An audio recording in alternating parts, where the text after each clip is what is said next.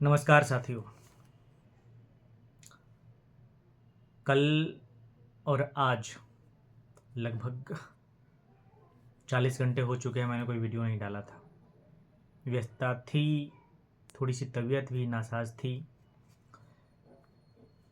और कुछ मानसिक परेशानी भी थी पर्सनल कार्यों को लेकर के।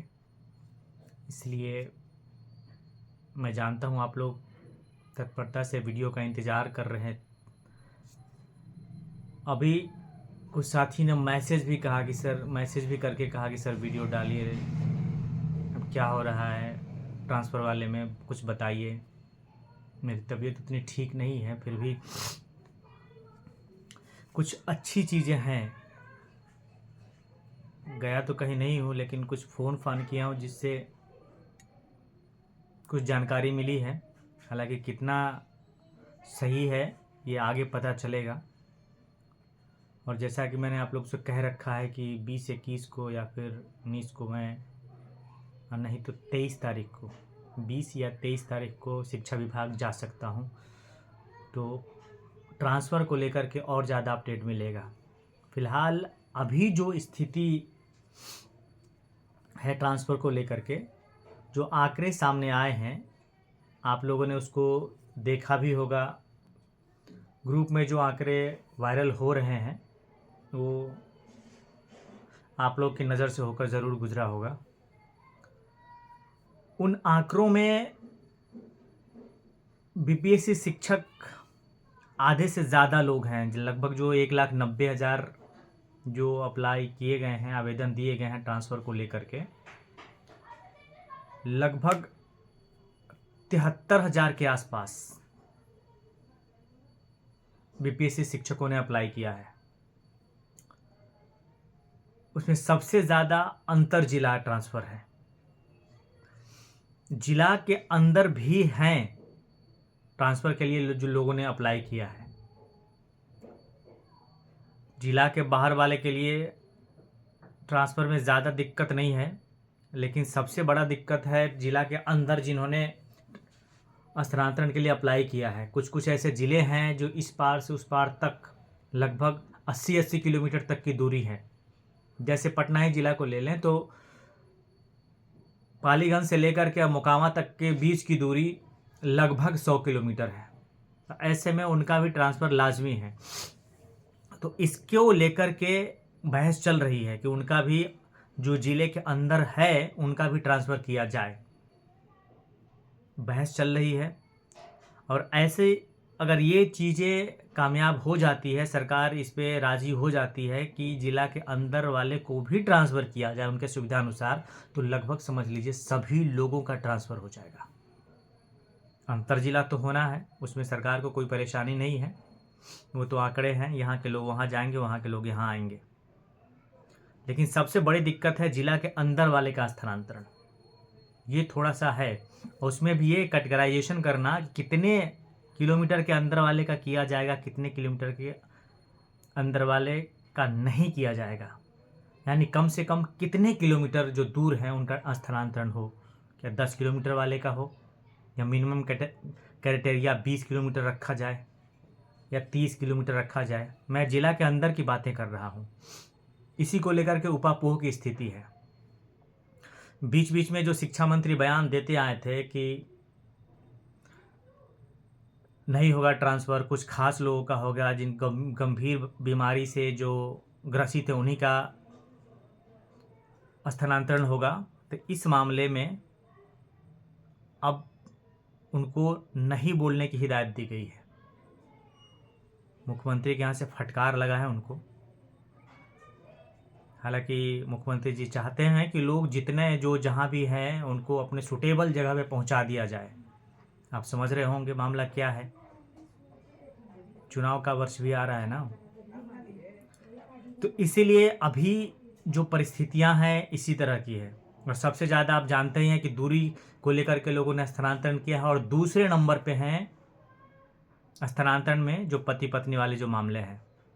लगभग 18,000 लोगों ने, शिक्षकों ने अपने पति के पदस्थापन के आधार पर या पत्नी के पदस्थापन के आधार पर इन लोगों ने स्थानांतरण के लिए अप्लाई किया है। तो सबसे ज़्यादा दूरी और सेकेंड स्थान पर पति पत्नी वाले मामले। और टोटल जो आंकड़े हैं, टोटल 1,93,000 का है। 90,000 वायरल हो रहे हैं, देख रहे हैं।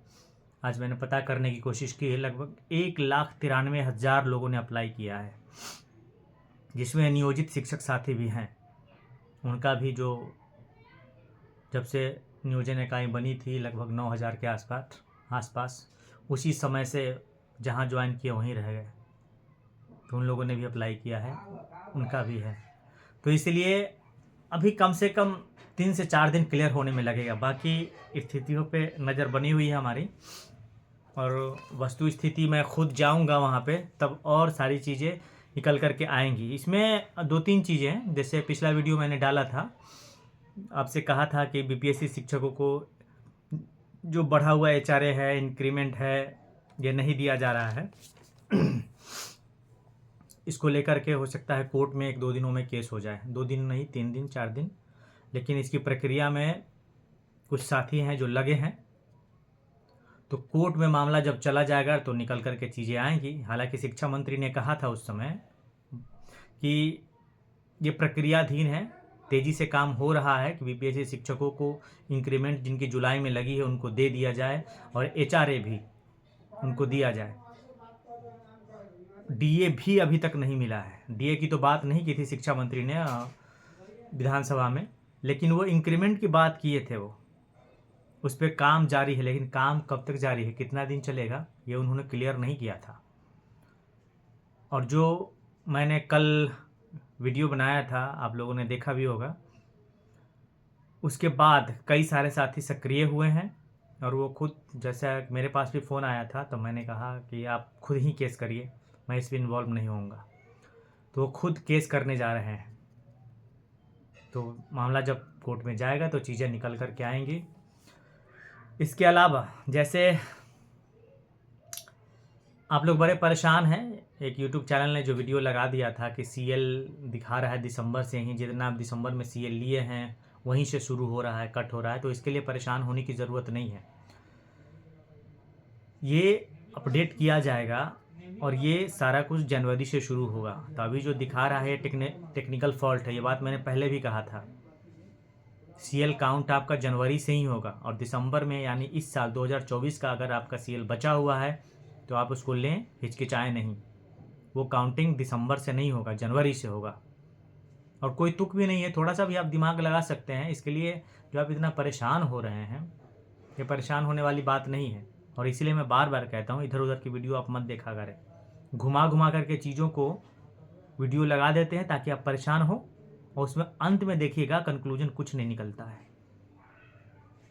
तो आपका सीएल काउंट होगा जनवरी से, ये याद रखें। अभी जो दिखा रहा है वो टेक्निकल फॉल्ट है, वो उसको अपडेट किया जाएगा। उसके बाद साथ ही जो जैसे ट्रांसफ़र होगा, ब्रांच शिफ्टिंग को लेकर के जो मामला है, ब्रांच शिफ्टिंग आपका अंतर जिला ट्रांसफ़र होता है तो ये दायित्व बनता है शिक्षा विभाग का। वो कितना जल्दी करा लेता है इस पर डिपेंड करता है। तत्परता दिखाने की ज़रूरत पड़ेगी इसमें। हालांकि पाठक जी रहते हैं तो पाठक जी के डर से तो भूत भी कांपता है, ये आप जानते हैं, समझते हैं। लेकिन अभी चीज़ें लेट लतीफ़ हो रही है, और यही कारण है कि अभी जो शेड्यूल जारी किया गया था TRE 3 के काउंसलिंग का, HM हेड मास्टर के काउंसलिंग का, ये सारा डेट एक्सटेंड करना पड़ा। लेकिन क्योंकि जो काम की जो गति है वो स्लो हो गई है, अभी सही से जैसा अनुमान लगाते हैं उस गति से काम नहीं हो पाता है। तो ब्रांच शिफ्टिंग में भी थोड़ा सा वक्त लग सकता है। ये विभाग का दायित्व है, हम और आप इसमें कुछ नहीं कर सकते हैं। जहाँ से आप आएंगे और जिस ज़िला में आप जाएंगे वो DO देखे, उनको वहाँ से DO को भेजना है, यहाँ DO को अपडेट कराना है। तो आप उसके लिए चिंता नहीं करें। ट्रांसफ़र हो जाए तो ब्रांच शिफ्टिंग होगा। पेमेंट में थोड़ा 1-आध महीने की डिले हो सकती है, लेकिन वो भी ज़्यादा डिले नहीं होगा, क्योंकि सरकार भी समझती है और चुनाव का दौर भी आ रहा है। तो इसलिए अभी जो भी काम होंगे तत्परता के साथ होंगे, इसलिए ज़्यादा परेशानी और चिंता की बात इसमें नहीं है। अभी के लिए साथी फ़िलहाल इतना ही है। और जो मैं बार बार आपसे कहता हूँ वीडियो को लाइक, शेयर और बीपीएससी शिक्षक साथियों तक पहुंचाइए, क्योंकि उनको जोड़ना ज़रूरी है। अभी ठीक है, चल रहा है, शिक्षा विभाग ने, शिक्षा मंत्री ने विधानसभा में कह दिया है कि हमारा प्रोबेशन पीरियड 2 साल का है। 2 साल बीतने में कुछ देर नहीं लगेगा, लगभग 15 महीने गुजर चुके हैं, 7-8 महीने की बात और है, 9 महीने की बात और है। अभी भी बहुत सारी चीज़ें हैं, बहुत लोगों को परेशानी है, मेडिकल नहीं मिल रहा है, मेडिकल लीव। जो मैं पिछले वीडियो में एक चर्चा की थी कि अगर जो राज्य संहिता है उसके अंदर बीपीएससी शिक्षक आते हैं तब तो उनको देना चाहिए था मेडिकल लीव, फिर काहे नहीं दे रहे हैं? तो इन सारी चीज़ों को लेकर के कैसे क्लेरिफिकेशन आएगा?